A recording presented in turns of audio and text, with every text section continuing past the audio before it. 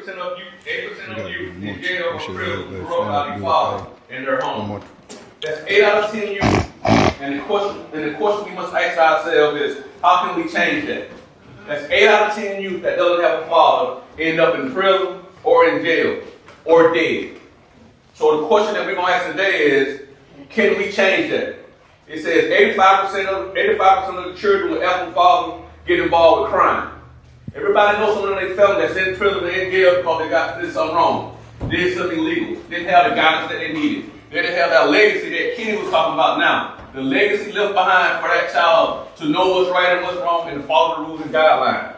85% is a high number, guys. It says 70% of children in fatherless homes have dropped out of high school. We go to the schools. Every Tuesday, talk to our kids in school every Tuesday. A lot of them out there getting in trouble, not paying attention, not listening to the teachers, not listening at home. Guess what I tell them? You ain't got for 2 years before you see the real world.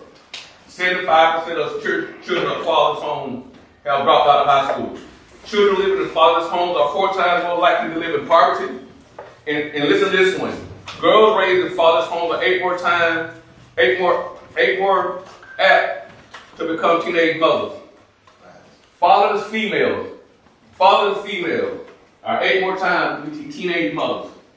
13, 14, 15, 16, 17-year-old, 10-year-old girls that should be enjoying life having babies. Babies having babies. Babies having babies. They're not grown themselves, but they're having babies. They don't know how to raise them, right? Living in poverty. It says 45.6% of black children live with their mother only in 2021. Children who grew up in fatherless homes are more likely to experience a variety of challenges, including poverty, crime, educational problems, dropping out of school, teenage pregnancy, and incarceration as an adult. That's 8 out of 10. So if you count the youth in here that don't have a father right now, 8 out of 10 of y'all gonna have these problems. Right?